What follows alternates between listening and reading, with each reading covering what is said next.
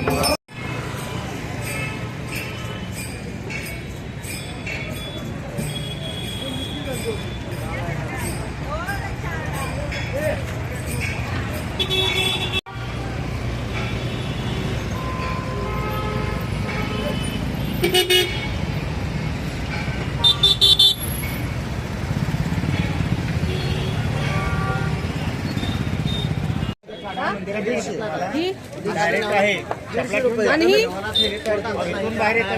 कशी 350 रुपये. 350 इथूनच बाहेर येत आहे. प्रसाद घेतला होता तिथं.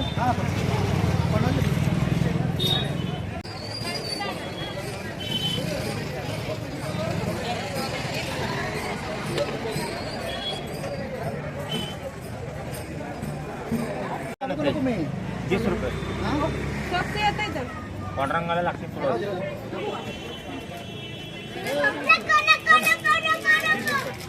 अरे काय काय दादा